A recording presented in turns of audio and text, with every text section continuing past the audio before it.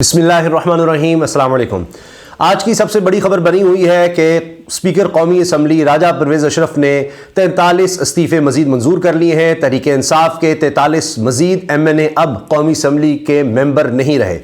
अब एक तरफ अगर आप देखें तो कुछ लोग, चंद लोग इसको बहुत बड़ी जीत करार दे रहे हैं जनाब PDM की, कि देखें 43 और इस्तीफ़े मंजूर कर दिए। वो इस्तीफ़े जो दिए हुए थे तहरीक इंसाफ ने खुद, वो मंजूर करना इस वक्त कहा जा रहा है जी PDM की या इस वक्त मौजूदा हुकूमत की एक फतह है। ये चंद लोग कह रहे हैं, लेकिन अगर ये इतनी बड़ी फतह है तो वज़रा जो कि कोई ऐसी बात, कोई ऐसी चीज़ जो उनको मिल जाए हल्की सी भी, कोई इमरान खान के हवाले से, उस पर जनाब दिन में 8-8 प्रेस कॉन्फ्रेंसेस बारी बारी करते थे। हर जमात PDM में शामिल, हर जमात अलहदा आ रही होती थी।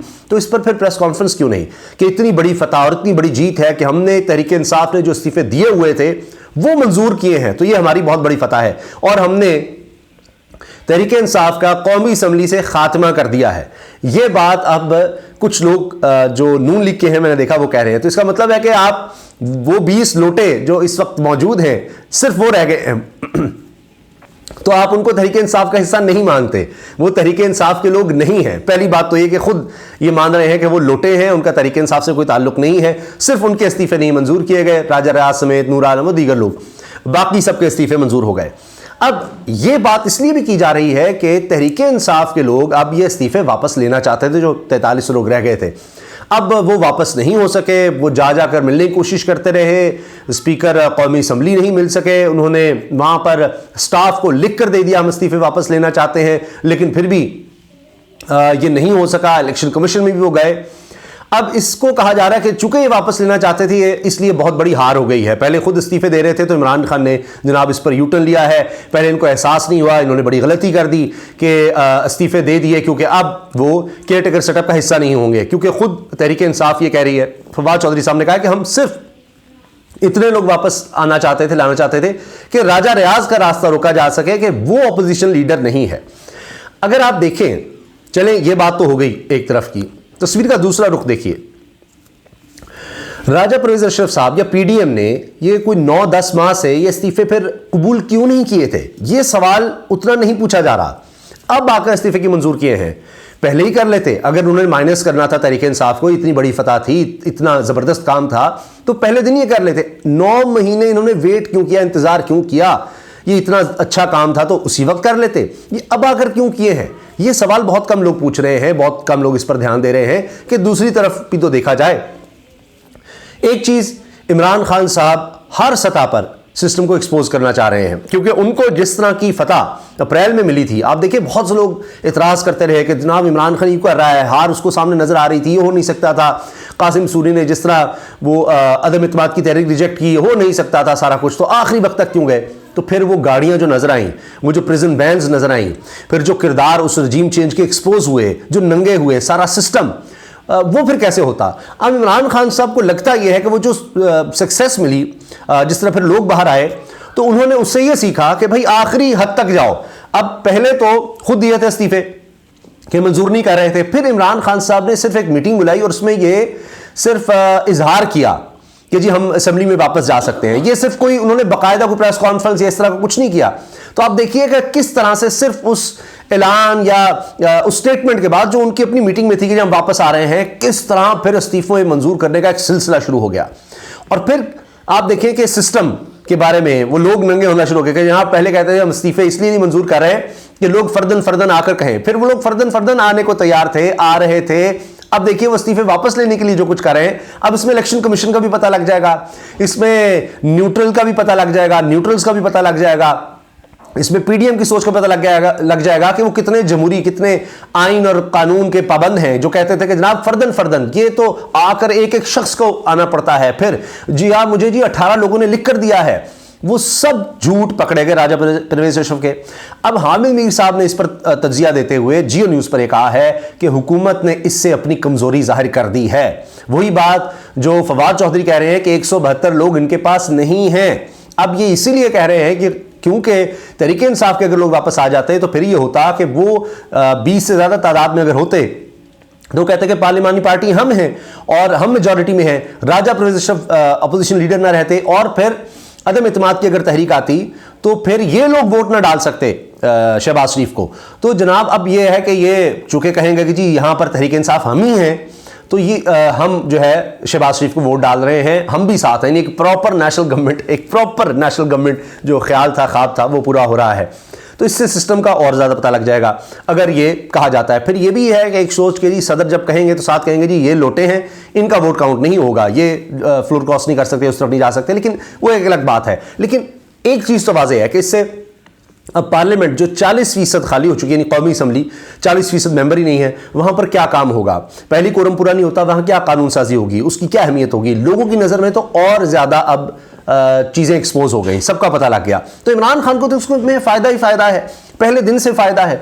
जब भी मेरे से कोई इस बारे में बहस करता है या बात करता है, सवाल करता है, मैं उसके सामने बड़ा सादा सा सवाल उल्टा रख देता हूं कि आप बताइए कि जब से इमरान खान को निकाला गया हुकूमत से या सिस्टम से, जिस तरह भी हुआ और उसके ऊपर जिस तरह से भी हमले हर तरह के होते रहे, हत्ता कि कातलाना हमला भी हुआ, इमरान खान को इससे फ़ायदा हुआ या नुकसान हुआ? हुकूमत गई, उसके बाद देख लीजिए ये जो शहबाज शरीफ साहब, जिनके बारे में नसीम ज़ारा साहब ने किताब भी लिखी फ्रॉम कारगिल टू कू, तो उसमें वो ये कहती हैं कि ये कोई 20-25 साल पुराना एक मफरूज़ा या एक कहानी थी ताकतवरों की कि जी शहबाज शरीफ को लाया जाए। ये 90 की दिहाई में ये एक प्लान था, उन्होंने शहबाज शरीफ साहब को भी लाकर देख लिया। जिस तरह वो एक्सपोज हुए हैं, अभी हालिया ब्लैकआउट को देख लें, आप मईशत को देख लें, वो सब पता लगा। इमरान खान साहब बड़े तरीके से अपने आप को पीछे ले जाते चले गए, क्योंकि वो किसी भी तरह से ये जो सिस्टम है, जो फरसूदा निज़ाम नज़र आ रहा है, जहाँ पर कोई आइन और कानून के मुताबिक फैसले नहीं हो रहे, उसको वो एक्सपोज करना चाहते थे। उन्होंने इस्तीफे दिए, असम्बली का हिस्सा नहीं बने। चले उसके बाद पंजाब हुकूमत से और खैबर पख्तूनख्वा हुकूमत से निकले हैं, जिस तरह निगरान सेटअप लाया गया है, जिस तरह से अब ट्रांसफ़र पोस्टिंग्स हो रही हैं जो कि कानूनी नहीं है। अब देखिए ना, CCPO लाहौर उस शख्स को लगाया गया, बिलाल कमियाना को, जो कि 25 मई को जो औरतों और बच्चों पर जुल्म हुआ उसमें मुलव्वस था। अब उसको जिस तरह वापस लाया गया है, वो आप देख लीजिए। ये सब कुछ जो हो रहा है, इसमें बहुत सी चीज़ें वाज़ेह हो रही हैं। और जहाँ तक बात रही सिस्टम की, ये कहा जा रहा है जी काटा लगा दिया सिस्टम, अब इमरान खान को नहीं आने देगा, बड़ी स्टेटमेंट्स आ रही हैं। ये सिस्टम चल कहाँ रहा है? बात तो ये है। तो ये सारे तो इमरान खान के हक में फैसले जा रहे हैं। रज़ा रूमी की मैं आपको मिसाल दे देता हूँ। नया दौर पर आप देखते हैं, वो सबसे ज़्यादा नाक़िद इमरान खान साहब के, वो कह रहे हैं जी मैं पाकिस्तान आया, मैं कमोबेश 100 साफ़ियों से मिला। ये उनके अपने अल्फाज हैं, उन्होंने कुछ के नाम गिना, उनका 100 साफ़ियों से मुलाकात की, आम लोगों से मिला, हर सतह पर हर तरह के लोगों से मिला।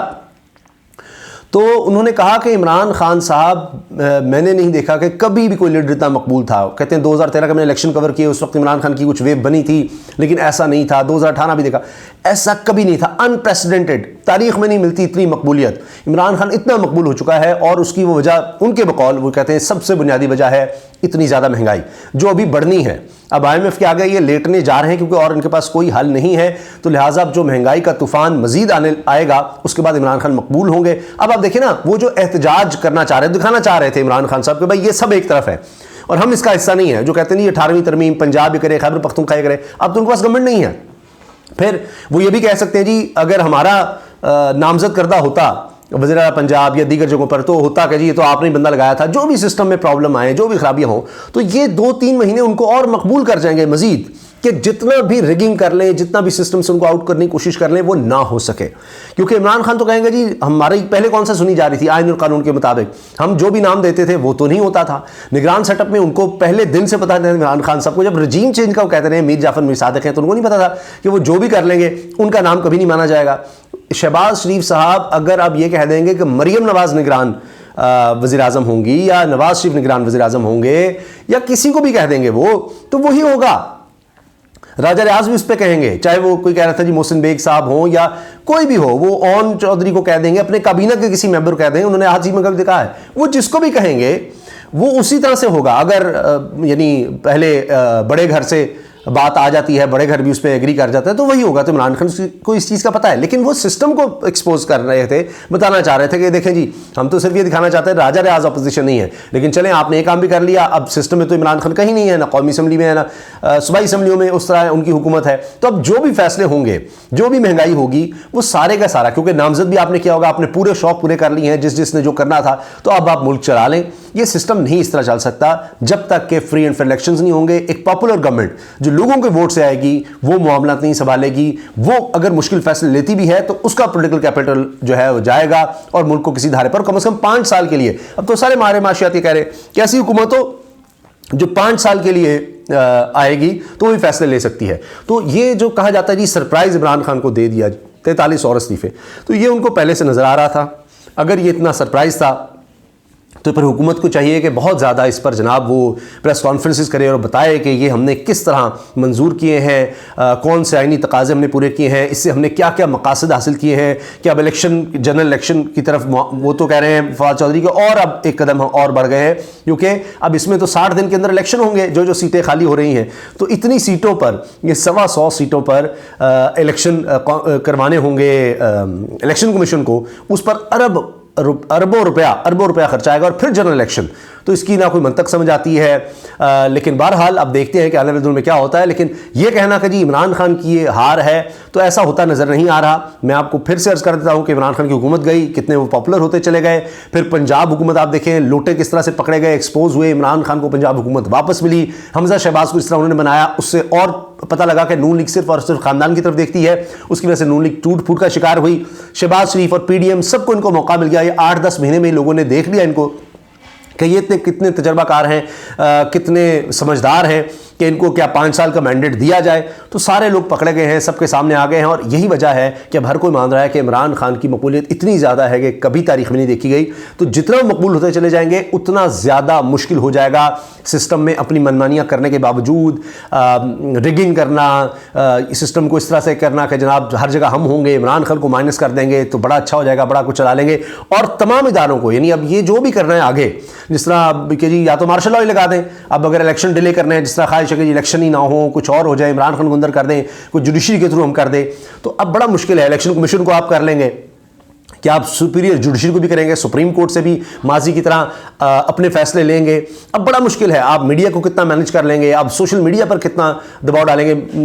जो मेन स्ट्रीम मीडिया उसको तो आप पैसों के साथ कर लेंगे, लेकिन सोशल मीडिया, डिजिटल मीडिया, इसके लिए फिर सुप्रीम कोर्ट, दीगर इदारे, अब बड़ा मुश्किल होगा। और अवाम की इतनी लहर और फिर वो शऊर जो पहले इस तरह से नहीं देखा गया, फिर ये हालात जो इस वक्त मुल्क के हो चुके हैं, मुआशी हालात अब से अबतर होते चले जा रहे हैं। और हर आने वाला दिन बता रहा है कि ये रजीम चेंज पाकिस्तान को महंगा पड़ा है। इसको आप कब तक चला सकेंगे, कितना बोझ ताकतवर हल्के इस चीज़ का उठा सकेंगे, और वो खुद फिर कितना एक्सपोज होना बर्दाश्त कर सकेंगे। तो ये सब देखना है। लेकिन मुझे नहीं लगता कि ज़्यादा अरसा ये सब चल सकेगा। ये अब शायद कोशिश तो होगी सालों की, लेकिन महीने भी अब निकालना मुश्किल नज़र आ रहा है।